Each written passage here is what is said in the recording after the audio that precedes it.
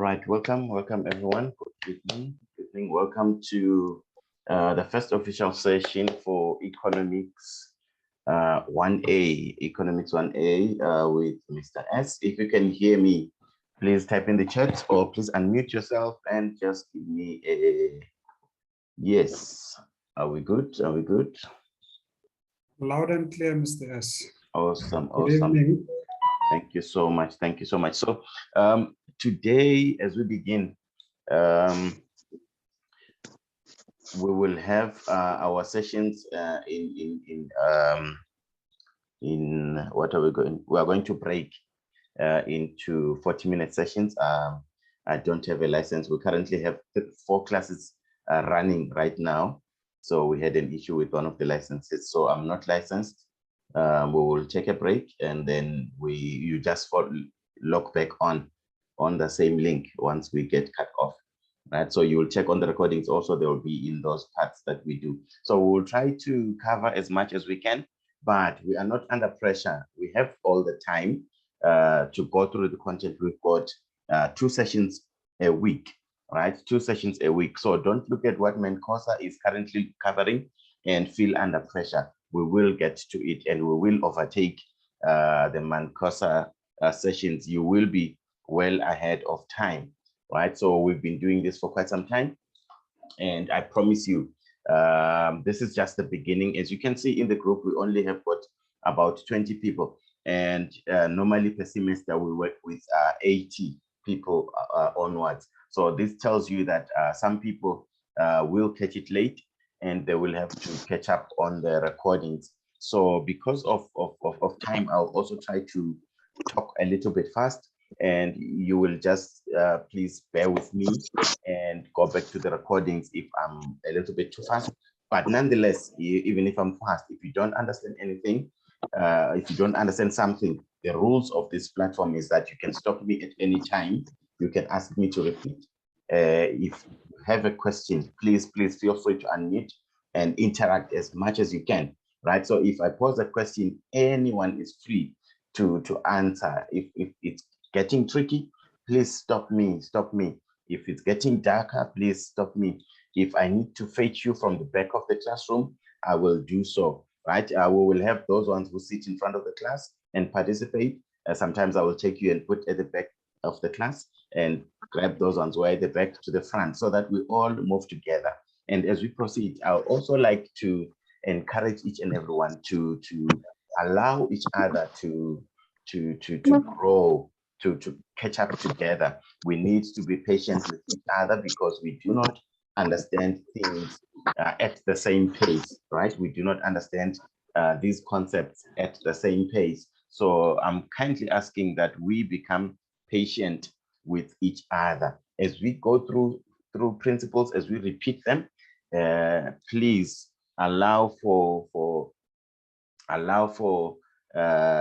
those ones who are still catching up to take their time. Let's not rush each other, right? Please be patient with each other, right? Is it okay that we get to the content of the day, right? Is it okay? Are we ready? Are we excited? Excited?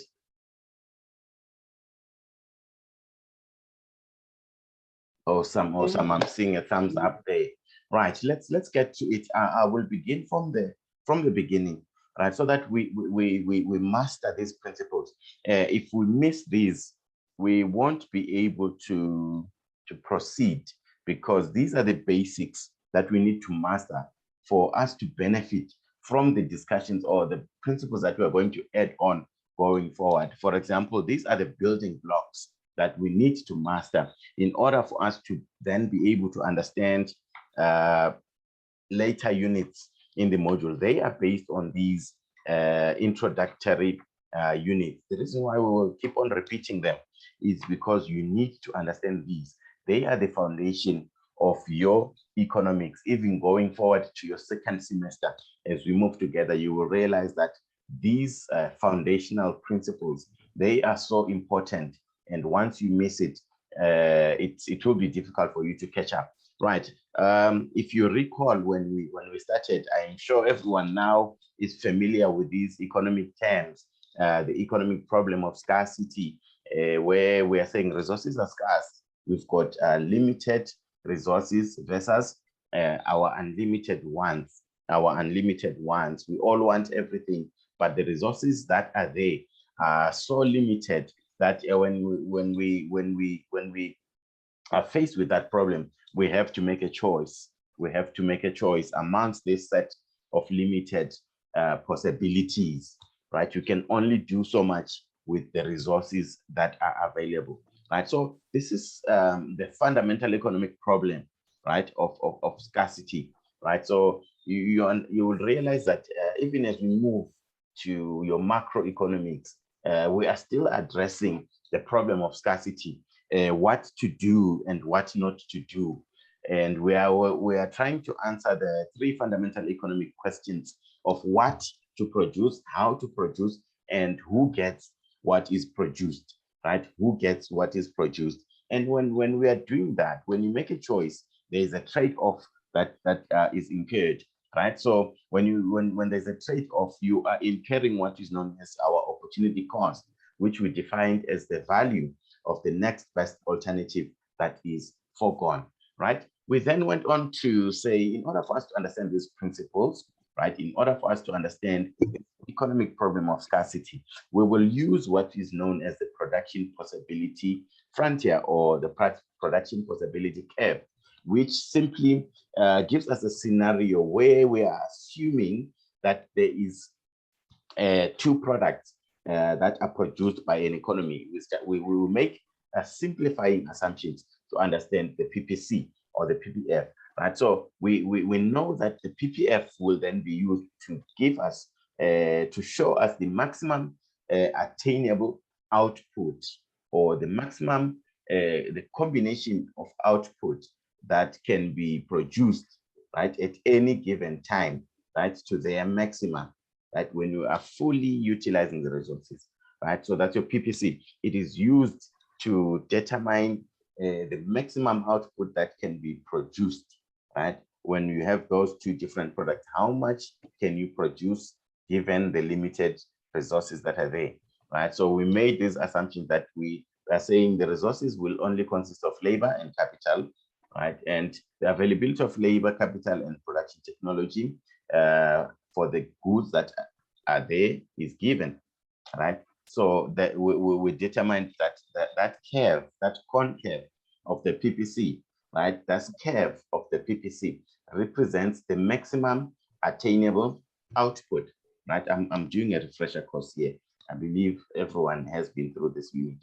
It is a maximum attainable output. So we are saying at any of these points, we are fully and maximizing our available resources, right? And we learn that we can observe several characteristics of this PPC. Number one, it is concave to the origin, right? It is concave to the origin. It is downward sloping. It is downward sloping, right? So when it is downward sloping and concave, it simply talks about the law of increasing opportunity cost. So we're saying opportunity costs increase as you move along the PPC.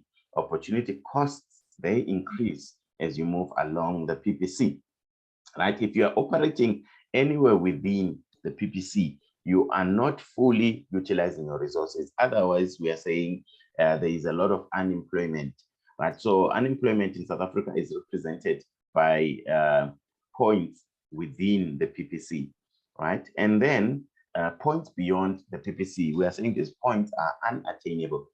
There's simply not enough resources to produce beyond the PPC, right? As you produce one of the other, you have to sacrifice the other one. As you produce soybeans, if you want to increase the production of soybeans, you have to sacrifice more and more of wheat. That's why the opportunity cost increase. And number two, why do opportunity costs increase? Because when you look at the production of soybeans and wheat, the two different technologies altogether. So it will be difficult to move resources from the production of soybeans to the production of wheat. I know this example might be too close, so you can look at fish and potatoes or any other example for that matter.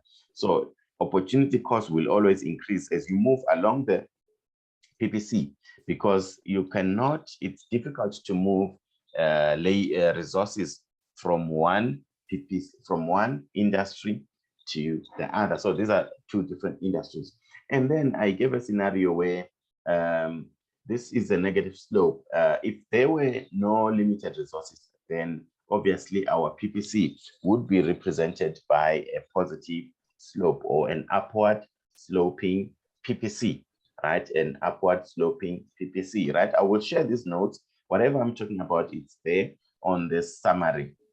Right now, we want to move on and say there is a condition that can only allow us to produce somewhere at an unattainable region. There's a condition. What is that condition? Let's say, for example, there is technological changes, right? There's technological changes or economic growth, right? When we can now produce more with the same resources, right? An increase in the production of goods and services, right? An increase in the production of goods and services, right? So we will use the PPC to illustrate economic growth as well as improvement in the changes in technology. What is economic growth? This is simply the increase in the production of goods and services, right? So when we look at this to illustrate economic growth, we will realize that there is a trade-off between your consumer goods and your capital goods. If you remember correctly, we said your consumer goods, these are goods that are consumed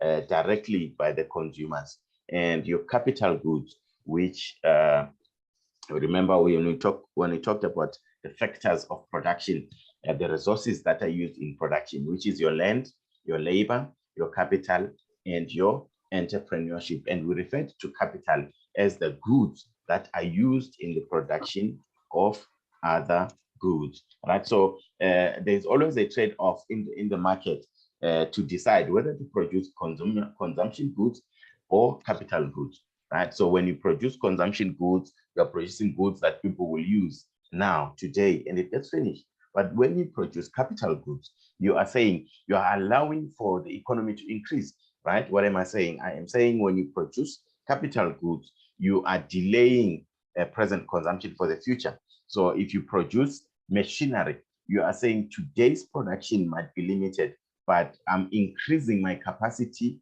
for tomorrow, right? So tomorrow I will be able to produce more consumer goods because of the increase in the capital goods. That is why it is very important. That is why it is very important even for countries to always have a proper capital investment plan. Or if you are a household owner, if you don't have a budget to replace your machinery, your bed, your whatever, and focus on consumption goods, these will wear and tear. Capital goods will wear and tear, and at the end of the day, you won't be able to have an economy that is running, right? Your production capacity will decrease, right? Your production capacity will decrease if you don't produce capital goods, if you don't produce your capital goods, right? So investment in capital goods. So investment in those goods that are used in the production of other goods, it causes the PPC to shift outwards, right? To shift outwards. So this is the term that is new. What is shifting outwards? It's simply moving outwards to that area that we said was unattainable, right? To that area that we said it is unattainable. So this is just a shift outwards, right? A shift outwards of your PPC, right? Shift outwards. So we are saying if you invest in capital goods, right? If you invest in capital goods, if you produce more capital goods, if you find a balance and produce more capital goods, you are then able to increase production for the following year, right? Which causes the next year's PPC to shift outwards. That's increased production capacity. That is increased production capacity, right? So there is always a trade-off between production of capital goods and consumer goods. Now, we will realize that this shift can happen when capital goods increase and consumer goods increase, or it can happen when what happens when you just increase production of your consumer goods. What do you think will happen when only consumer goods increase? Someone? If you find technology, or if you find improved ways of producing, right? If you find ways of producing, right? I will draw it on the side. I will draw it on the side. Let's say you've got there your capital goods and your consumer goods, right? So this is your PPC. If there is if you discover a new way of producing more with the same resources, what will happen to your PPC? If you find a way of producing consumer goods, you cannot produce more with the same resources. You are now more efficient, right? You are now more efficient. What will happen to your PPC? It should swivel outwards. It swivels. So it doesn't shift. So only the capacity of your consumer goods increases, but your capital goods remains the same. So your consumer goods is now more, right? You can now produce more consumer goods. So it is represented by a swivel of the PPC. It's a swivel because it's still anchored here on capital goods. The capital goods don't change, right? Your consumer goods, you have now discovered an improved way of producing consumer goods. You are now able to produce consumer goods efficiently, for that matter. Then it causes a swivel of your consumer goods. What happens when you discover a new way or an improved way of producing your capital goods?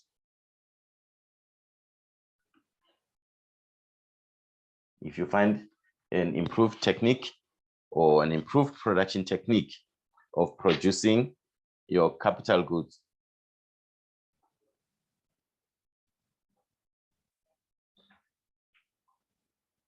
your capital goods will increase, but your consumer goods will remain the same, right? Will remain the same. So it swivels, your capital goods swivels to a new output. But we are learning something here, right? We are learning something. We are saying, if your capital goods increase, if you choose to produce only consumer goods, the quantity of consumer goods produced will remain the same.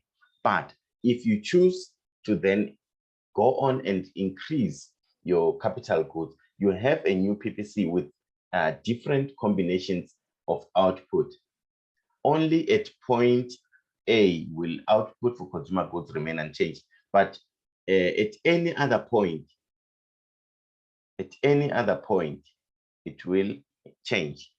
It will change because of a new PPC. Simply means your capital goods are now able to produce more consumer goods. You're still using those, the capital goods that you increased are also able to produce capital goods. When you find both ways, improved technique of producing consumer goods and capital goods, what happens?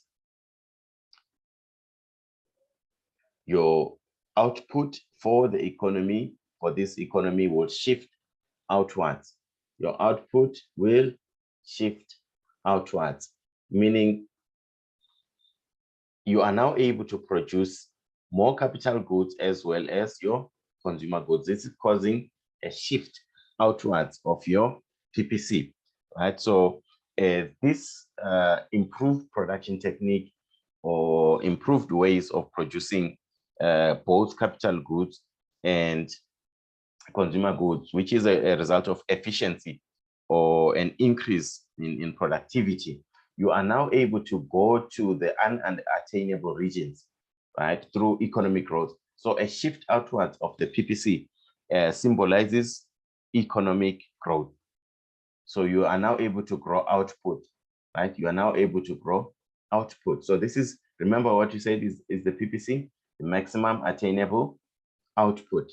So our PPC, when it shifts outwards, it represents economic growth. If you get it in the KCQ, you should know that a shift outwards of the PPC represents someone? It represents increased resources or improved or increased techniques for production. It represents your economic growth. Your economy has grown because now you're able to produce more. You are able to produce more. Increase in efficiency, right? Increase in efficiency, in improved production techniques. Improved production techniques. Right. So that's what is going to come in your PPC. As long as you understand what it represents and what it means, then you are sorted.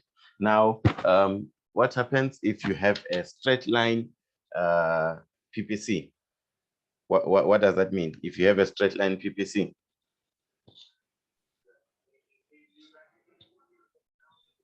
A straight line PPC. Constant opportunity cost, right? Constant opportunity cost, right? These things should not trouble you in the KCQs, right? Constant opportunity cost. So in the case of where you use the same resources to produce the shoes, or black or brown, it's the same resources. So when you want to increase one, you lose one day. So it's constant opportunity cost. So a straight line PPC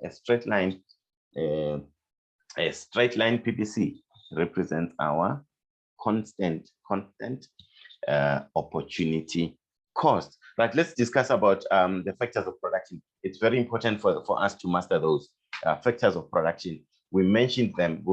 Can someone shout factors of production? Labor. Number two. Land. Yes. Natural resources. Natural resources. Economics. As well as Entrepreneurship. Entrepreneurship. Right, land, labor, capital, and entrepreneurship. Yes, land, labor, capital. Right. So we have to understand that all these resources, who owns them? Someone to tell who owns these resources? For labor is Consumers. Consumers own. What is the other word for consumers? What is the other word? What did you say macroeconomic is? Microeconomics? It looks at individual behavior. Yes. So individuals or households, they own the factors of production. An entrepreneur is a member of a household, it's an individual, right? Who owns labor? An individual. Who owns the machinery? Individuals, right? Our capital. Are we clear? Factors of production are owned. Please repeat that, Maman. Sorry, please repeat that. Right. Factors of production are owned by households or individuals. So we're saying an entrepreneur is an individual or a member of the household. Land is owned by an individual or a member of household. There's an owner of land where you pay rent. Labor is owned by individuals. Capital, which is your machinery, is owned by individuals. Right? Your natural resources, they lie somewhere where someone owns that piece of land.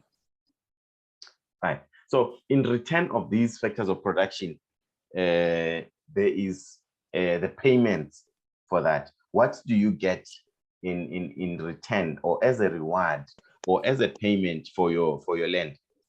Landowners, what do you get in return?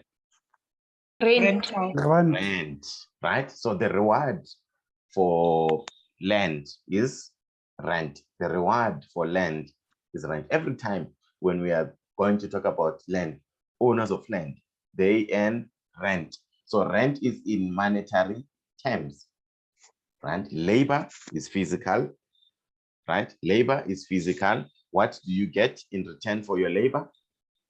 Wages or salary. Wages or salaries, yes, wages or salaries. What do you get for your capital?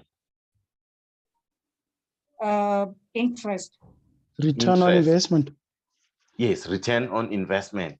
Return on investment or interest, right? Interest, return on investment or your interest. And what do you get in return for your entrepreneurship? Profit. Profit. So as individuals own these factors of production, they get financial rewards in exchange for that, right? Financial rewards in exchange for that, right?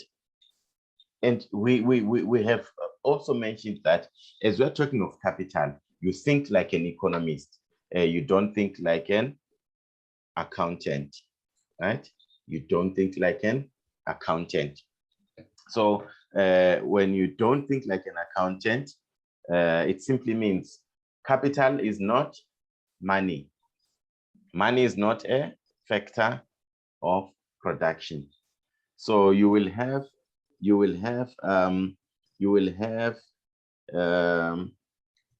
KCQ that simply says which one is not a factor of production, and you will have money as part of it. So you by default, you know that the answer is money, because money is not a factor of production, right? Money is not a factor of production.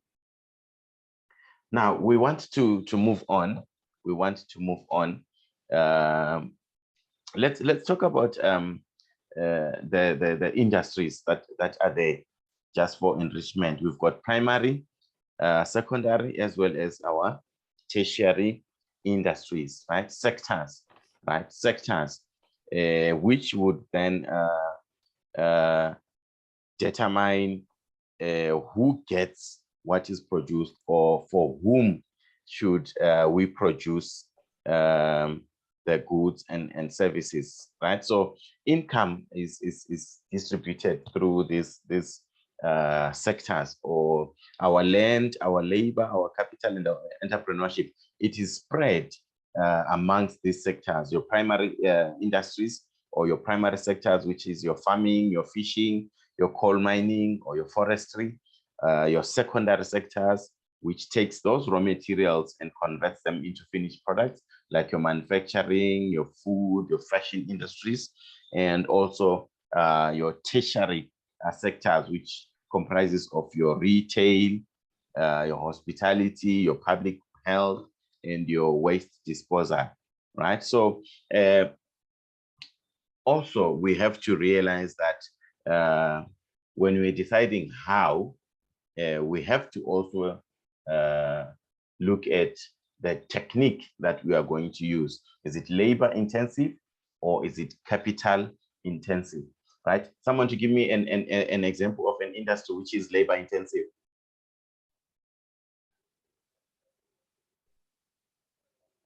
Agriculture.